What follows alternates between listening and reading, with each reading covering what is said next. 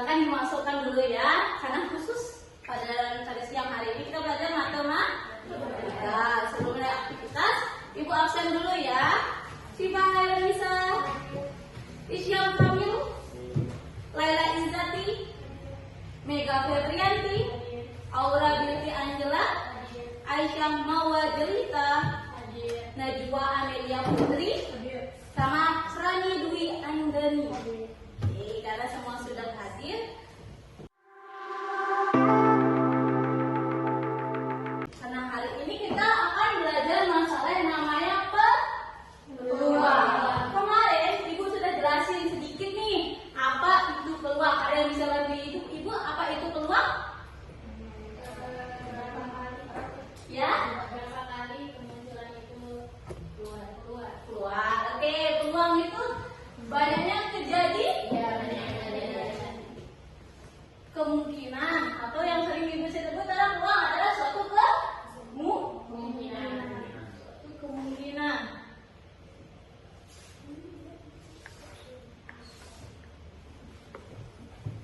Suatu kemungkinan. Di dalam peluang itu ada yang namanya titik dan ruang sampel. Nah, sekarang kita lihat map of day. Peluang seperti superpower yang membuat kita lebih pintar untuk mengambil keputusan.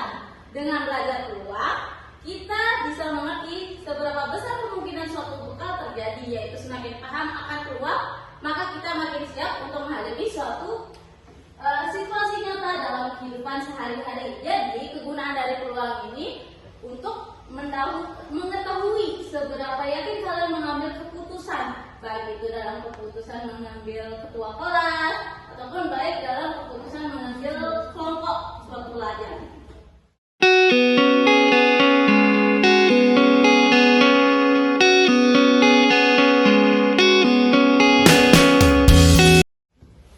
Tujuan dari pelajaran kita pada pagi hari ini adalah pada siang hari ini adalah menentukan ruang sampel suatu kejadian, baik dengan mendaftar tabel atau diagram pohon.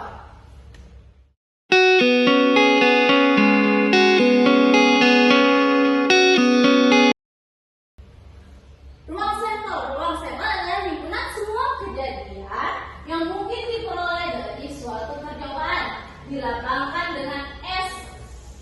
Jadi ada namanya ruang sampel. Ruang sampel dilambangkan dengan S.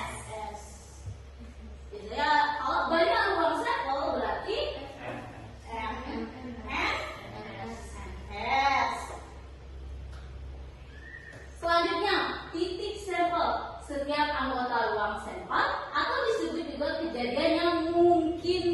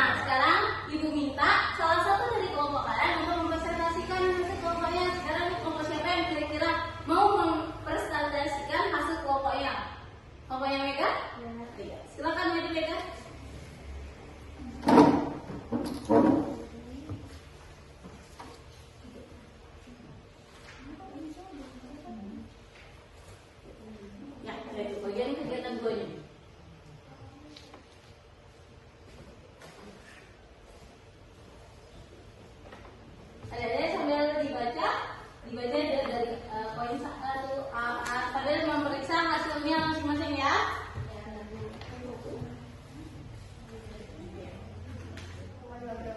Waalaikumsalam warahmatullahi wabarakatuh. Di sini saya akan mempresentasikan hasil kerja saya bersama dengan anggota saya. Jadi yang pertama itu poin 1A, poin 2A hasilnya AA, poin 1A, poin 2-nya B hasilnya AG, poin 1B, poin 2-nya A hasilnya BA, poin 2-nya D hasilnya BG. Berdasarkan diagram pohon tersebut dapat ditentukan ruang sampelnya yaitu S sama dengan AA, AG, GA, BG sehingga NS sama dengan 4. Oke, benar kan? Apa yang dibacakan temannya tadi? Benar. Jadi kita penuhnya? Kita jabarkan dulu nih dari poin pertama. Berarti kan poin pertama itu ada A, AG, ada gambar. Untuk pelemparan yang pertama. Ternyata setelah melakukan pelemparan selanjutnya, kita memiliki juga di poin yang pertama itu ada A, G, A, G juga. Berarti kan kita satukan dari A sini, AA ketemu AA, AG, terus G, A, G, G. Sehingga ruang sampel yang kita dapatkan ada 4, yaitu AA. Ya, dia typo di sini. Seharusnya di sini apa? AG. Terus ini GA dan terakhir BG. Jadi inilah cara diagram pohon untuk menentukan ruang sampel. Oke, beri aplaus dulu kepada Mega. Sekian dari saya, terima kasih. Assalamualaikum warahmatullahi wabarakatuh. Terima kasih Mega. Oke, tadi sudah kita mendengarkan salah satu pemaparan dari teman-teman kalian. Untuk kegiatan 2, kira-kira kelompok siapa yang ingin maju? Oke, silakan untuk kegiatan kedua.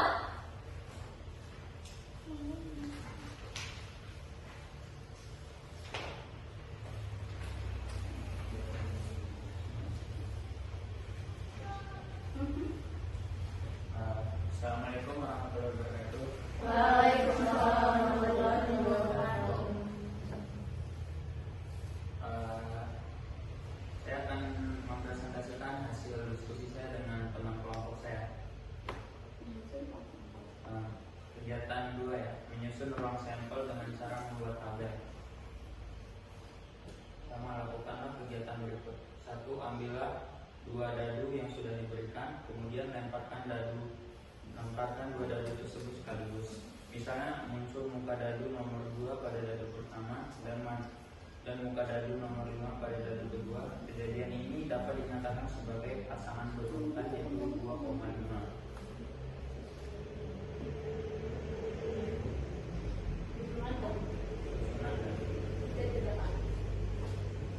Samakan dia sama susunan yang pertama. Hasilnya Jika dipasangkan ini ada 1,1, terus 1,2, 1,2, 1,3, 1,4, 1,5, 1,6 dan seterusnya sampai 6,6. Pada tabel tersebut dapat dilihat terdapat 36 titik sampel sehingga NS sama dengan 36. Oke, karena tadi sudah dijelaskan, jadi caranya kita untuk menentukan ruang sampel pada dadu dengan cara metode tabel, ya dengan cara menurunkan dadu yang pertama dari 1 sampai 6, dadu yang kedua juga 1 sampai 6. Terus setiap kejadian kita pasang-pasangkan nih 1, 1, 1,1, 2 sama 1, 2,1, 3 sama 1, 3,1 sampai kita ketemu 6 berpasangan dengan 6, sehingga kita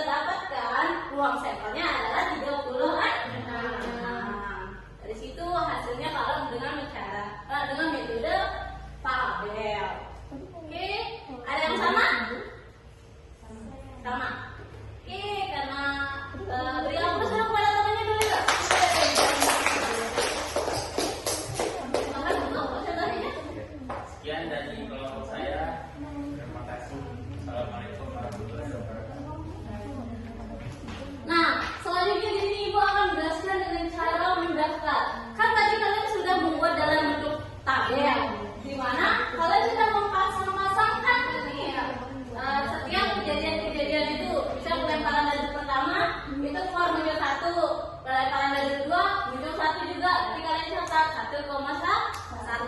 Nah, cara mencatatnya itulah yang disebut dengan cara mendaftar dari paparan 2 dadu sekaligus yang dapat disusun dari ruang sampel dengan cara mendaftar sebagai berikut. Jadi ciri khas dengan cara mendaftar itu adalah kurung kurawan. Jadi kalian tulis ini semua dari ruang sampel tadi 1,1, 1,2, 1,3 sampai ketemu 6,6.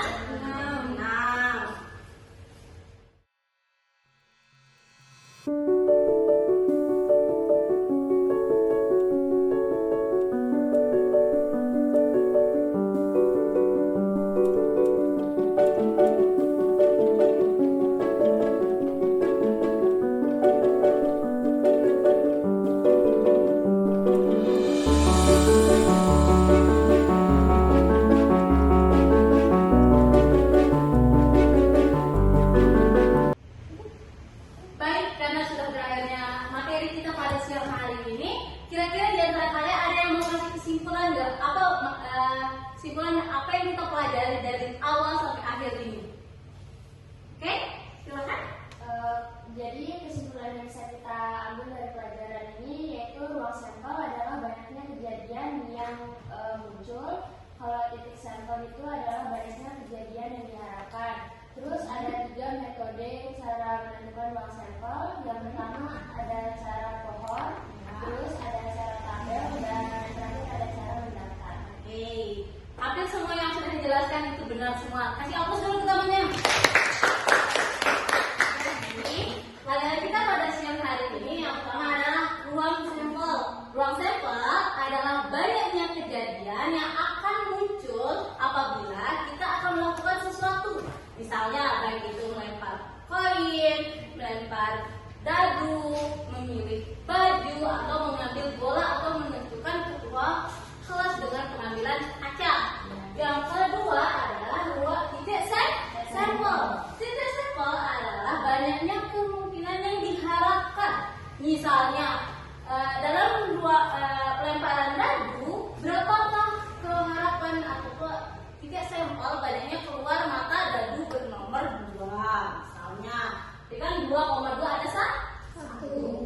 Kayak gitu titik sampel. Terus dalam menentukan ruang sampel itu ada 3 cara. Yang pertama itu pohon. Yang kedua tabel. Dan yang ketiga adalah mendaftar. Baik, karena materi kita sudah selesai dan semua sudah dilakukan. Kurang lebihnya Ibu mohon maaf kalau ada kekurangan. Untuk ketua kelas silakan dibuka. Sebelum kita mengikuti pelajaran kita